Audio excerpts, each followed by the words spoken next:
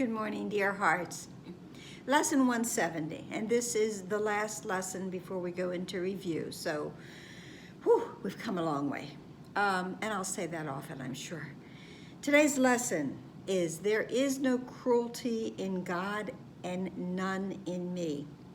Now, I seem to remember when I first learned the course, and I was listening to a lot of tapes, that this was said, there is no cruelty in God and therefore none in me. And either way it works, because if there's no cruelty in God, then the hypothesis is going to be, so there cannot be any in me if I am one with God. I cannot have what my source does not have, possess. But I'm going to change this, as I do periodically, because I think this will make it even clearer. There is no fear in God, and therefore none in me. Again, I cannot possess what my source does not possess, and God has no fear within that thought. Inside that perfect thought of God, there is no fear. And because we are an extension of that perfect thought, we have no fear either. What this lesson, though, is telling us is that it has become obvious that we have had a misthought and have believed that we are somehow not a part of God. And that misthought has caused great fear within us. And so what we must do when we have great fear is to find a way to defend ourselves. And we have decided to defend ourselves with cruelty, with punishment. We will figure out a way that we can keep love away, because love is now seen as the enemy. So this lesson says the attributes of love bestowed upon its enemy. Fear becomes your safety and protector of your peace. This lesson lays out the steps, okay? First it says, which I've already mentioned, that we have left our source. We know that in the tenets of A Course in Miracles, one of the main ones is ideas never leave their source. But in order for us to be in this fearful place, we must have decided that we can leave our source, and in fact we did. And because we think we did, now we have to set up our own system of defense, and that is through fear. And fear has decided that the enemy, its enemy, is love. And so with love as enemy, cruelty or fear must become the new God. That's with a little g. This lesson goes through this, this idea of how we will continue to defend our new God, and why this has become so important for us, and that we cannot see the insanity of these thoughts.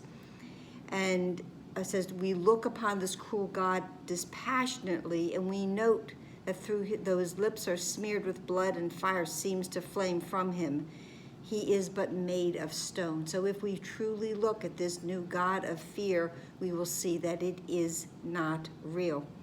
And in the realization that this new God that we made is not real, that can be terrifying for us.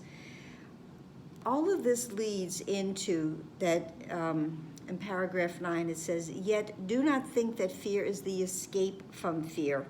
Let us remember the text has stressed about the obstacles to peace. And the final obstacle to peace happens to be the fear of God." Love has been confused with fear.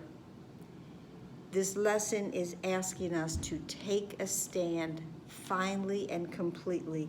It says the choice you make today is certain, for you look for the last time upon this bit of craven stone, this God of fear that you made, and call it God no longer. You have reached this place before, but you have chosen that this cruel God remain with you in still another form. And so the fear of God returned to you. But this time you leave it there and you return to a new world unburdened by its weight, unburdened by the weight of fear, the weight of cruelty. And the final, well, there's a prayer, but the final paragraph says, now do your eyes belong to Christ, and he looks through them. Now your voice belongs to God and echoes his, and now your heart remains at peace forever. These are all the things that we have been told, that there is one mind and that I share with God, that I will use Christ's vision today.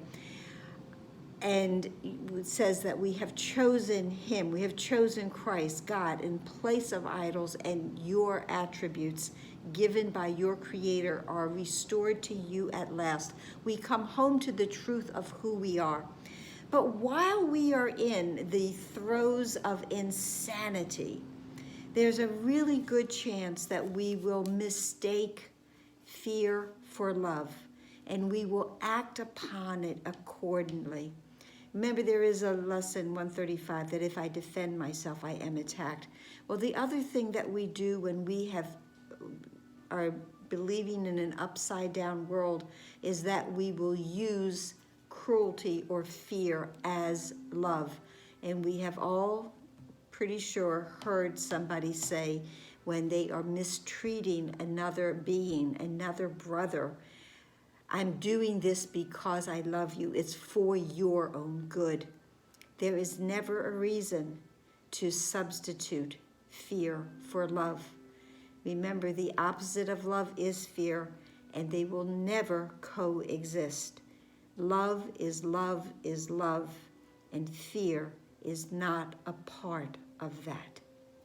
So that's it for today. We are awakening bit by bit, more and more.